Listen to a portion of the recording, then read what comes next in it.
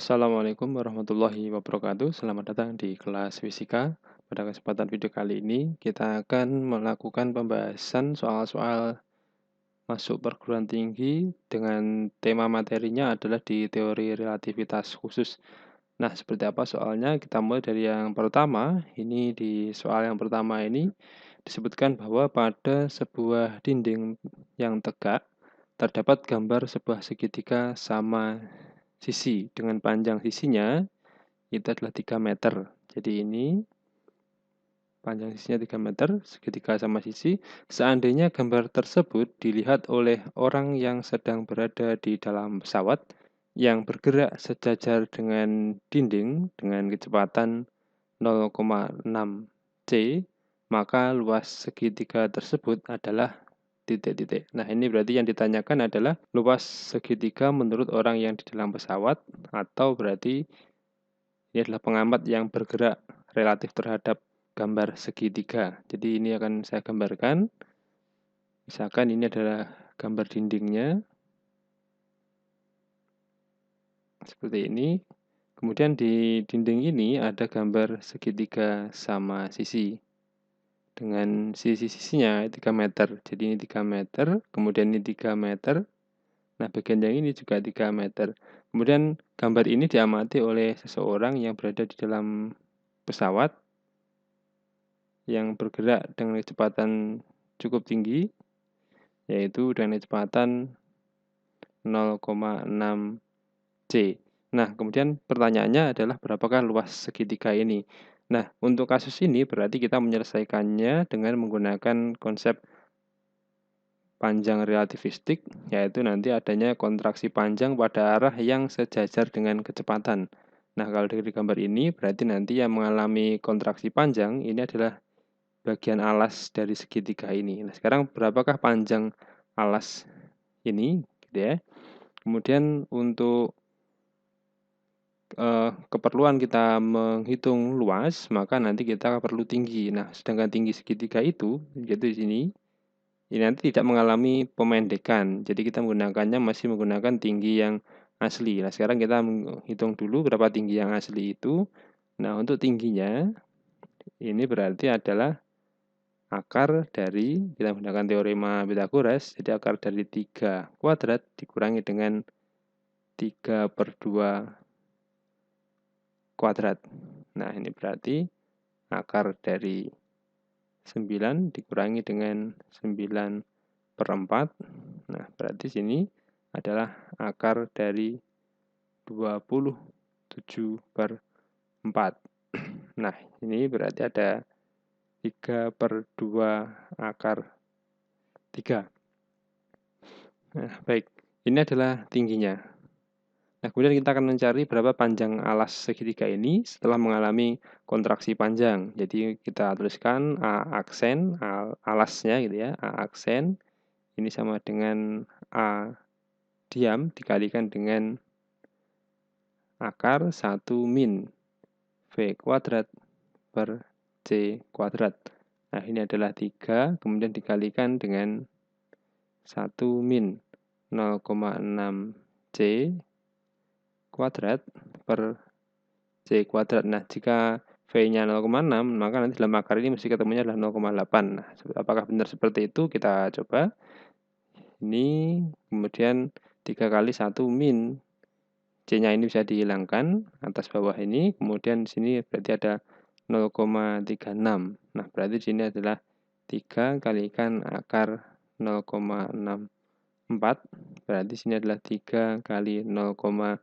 Hasilnya adalah 2,4 meter. Nah, selanjutnya kita akan menghitung luas yang baru ini. Luas segitiga sama sisi menurut orang yang bergerak di dalam pesawat. Jadi luas segitiga ini adalah setengah alas yang relativistik dikalikan dengan tinggi. Jadi ini adalah setengah kali alasnya tadi adalah 2,4. Kemudian tingginya itu telah kita hitung tadi. Jadi 3/2 kali akar 3. Jadi ini 3/2 kalikan akar 3. Nah, dari sini berarti ini ada 2,4 kalikan 3 per 4 akar 3. Nah, ini bisa kita sederhanakan. Jadi ini adalah 0,6 kalikan 3, berarti di situ hasilnya adalah 1,8 kalikan akar 3 meter persegi. Nah, sekarang kita lihat jawabannya yang sesuai. Berarti dari sini yang sesuai adalah pilihan C. Baik, selanjutnya kita masuk ke soal yang kedua.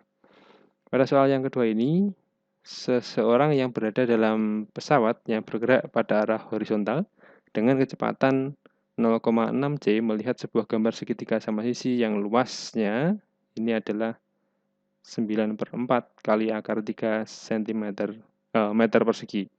Jika gambar segitiga tersebut berada pada sebuah dinding yang tegak yang sejajar dengan arah gerak, maka luas segitiga menurut pengamat yang diam. Nah, ini mirip dengan soal yang tadi, hanya saja di sini diketahui adalah luas dari segitiga ini. Nah, kemudian kita akan mencari berapa luasnya menurut pengamat yang diam.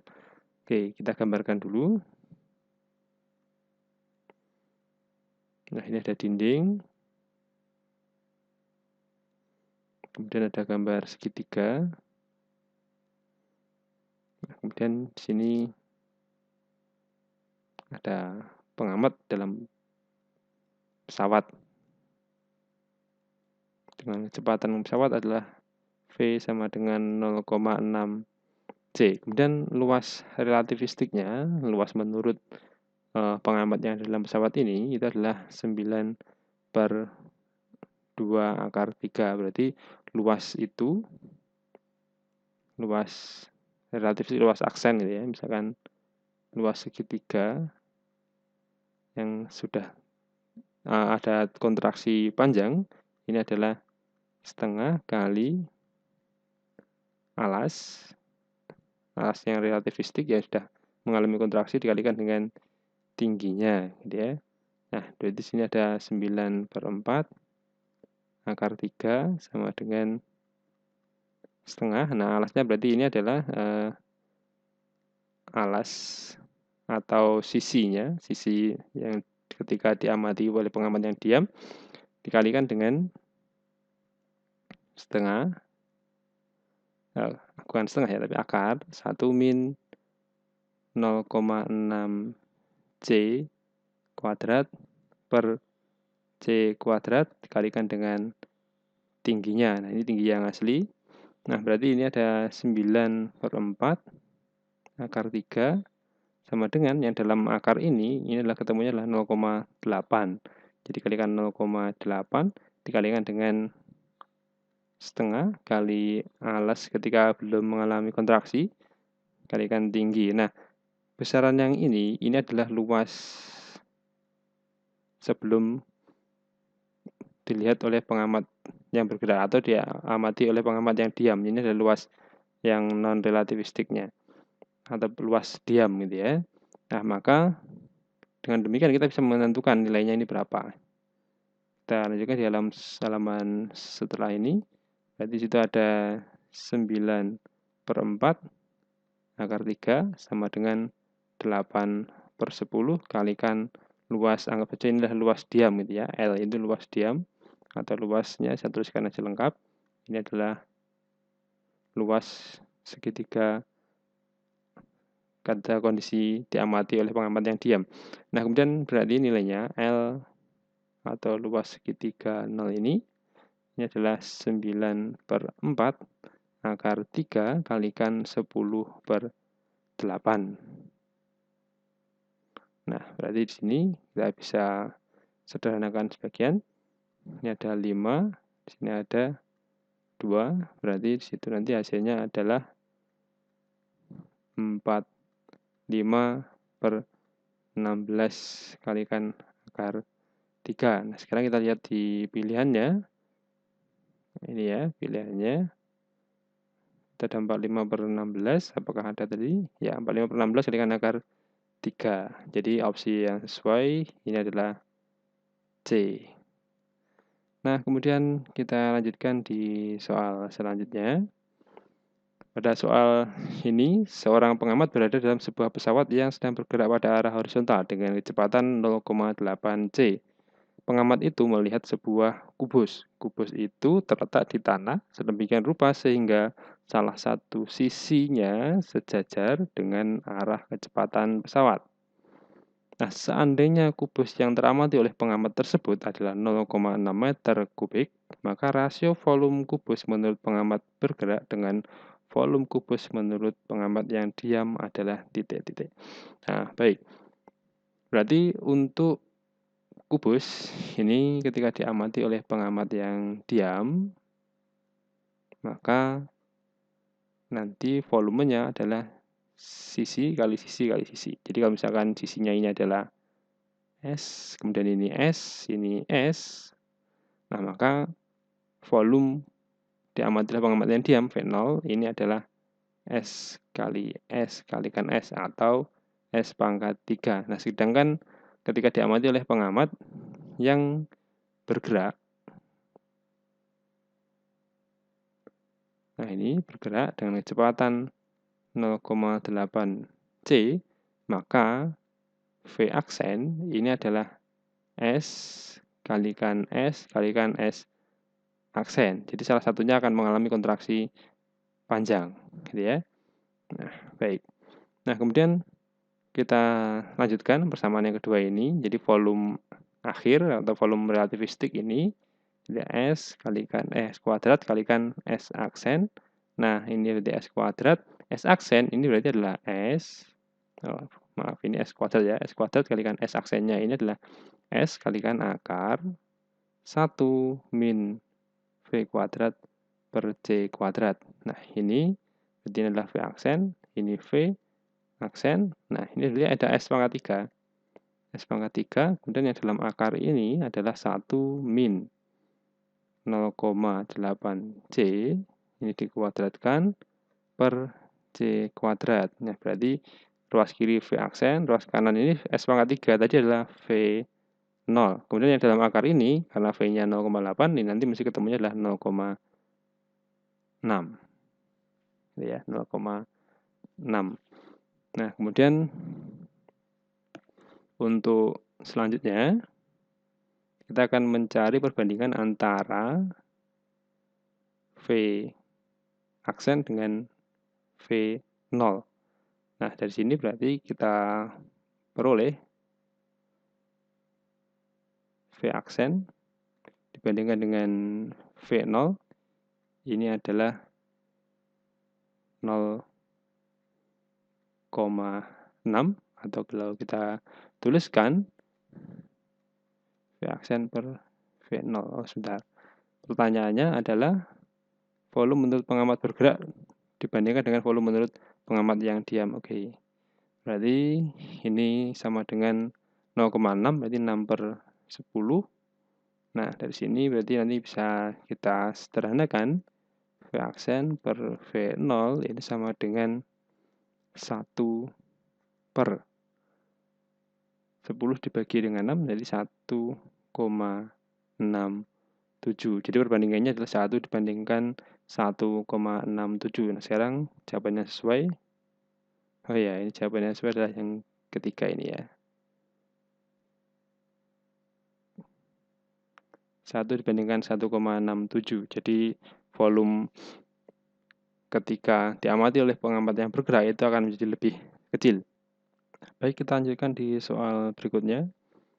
Sebuah objek di suatu stasiun berosilasi dengan periode T0 menurut pengamat yang berada di stasiun. Nah, menurut pengamat di kereta pertama dan kereta kedua, periode osilasi objek tersebut masing-masing adalah T1 dan T2. Jika laju kereta pertama dan kedua masing-masing adalah 0,8 kali dan 0,6 dan 0,8 kali kecepatan cahaya, maka rasio T1 dan T2 adalah titik-titik. Nah, jadi di sini T0 ini adalah waktu menurut pengamat yang diam, yaitu pengamat yang berada di stasiun bersama dengan objek yang berosilasi tersebut. Jadi dia pengamat yang diam di waktu diam. Nah, kemudian T1 dan T2 itu adalah waktu relativistik. Nah, kemudian kita akan mencari berapakah T1 dibandingkan dengan T2. Baik, kita mulai dari T1. Jadi T1 dibanding dengan T2, maka ini sama dengan waktu diam, menurut pengamat yang diam, dibagi dengan akar 1 min T1 atau benda 1 kecepatan 0,6, jadi 0,6 C per C kuadrat. Bagian atas ini dikuadratkan. Nah, kemudian yang kedua, untuk benda yang menurut kereta yang kedua, berarti periodenya adalah T0 per akar 1 min 0,8 C kuadrat per C kuadrat. Nah, di sini berarti ada T1 min T2, kemudian T0-nya bisa kita hilangkan. Nah, bagian akar yang atas ini berarti 0,6. Kalau V-nya 0,6, maka yang hasil dalam akar ini 0,8. Jadi, ini sama dengan 1 per 0,8. Kemudian di bagian yang bawah, berarti inilah 1 per 0,6. Nah, berarti T1 dibandingkan dengan T2, ini adalah 0,6 per 0,8. Atau ini bisa juga dituliskan adalah 3 per 4. Atau bisa juga dituliskan adalah 0,75. Jadi jawaban yang tepat di sini adalah A. Nah, baik, selanjutnya ini soal yang terakhir. Sebuah partikel bergerak relativistik sehingga waktu paruhnya menjadi 3 kali waktu paruh partikel sejenis yang berada di bumi. Rasio antara kecepatan partikel tersebut dan kecepatan cahaya menurut pengamat di bumi adalah titik-titik. Nah, baik, kita akan mencari, berarti di situ ada waktu paruh. Waktu paruh itu adalah waktu ketika benda itu akan meluruh, maka ini kita menggunakan konsep waktu relativistik atau dilatasi waktu, gitu ya. Nah, sekarang kita akan mencari, jadi waktu relativistiknya T sama dengan delta T, ya, delta T sama dengan delta T0 kali K per 1 min V kuadrat per C kuadrat. Nah, waktu paruhnya menjadi 3 kali. Jadi delta T ini sebelah kiri, ini adalah 3 kali delta T0. Kemudian di sini ada delta T0 per akar 1 min V kuadrat per C kuadrat. Nah, ini T0-nya bisa kita hilangkan. Kemudian kedua ruas kita kuadratkan, berarti di sini ada 9 sama dengan 1 per 1 min V kuadrat per C kuadrat. Nah, ini berarti kalau kita pindah ruas, jadinya adalah 1 min V kuadrat per C kuadrat, ini sama dengan adalah 1/9. Nah, kemudian kita pindah ke halaman selanjutnya. Jadi di situ ada 1 min 1/9, nanti akan sama dengan V kuadrat per C kuadrat. Nah, ini berarti adalah 8/9 sama dengan V kuadrat per C kuadrat. Kalau ini di akar, berarti adalah akar 8 per akar 9 sama dengan V per C. Berarti ini adalah 2 akar 2 per 3, itu adalah perbandingan antara V dan C. Jadi ini adalah 3/2 akar 2. Nah, kita lihat opsi yang sesuai. 3/2. Oh, 3/2 atau 2/3? 2/3 tadi ya. 2/3 akar 2 ya. Oke, 2/3 akar 2 berarti jawabannya adalah A. Nah, baik, demikianlah pembahasan kita pada kesempatan video kali ini. Semoga ada manfaatnya. Assalamualaikum warahmatullahi wabarakatuh.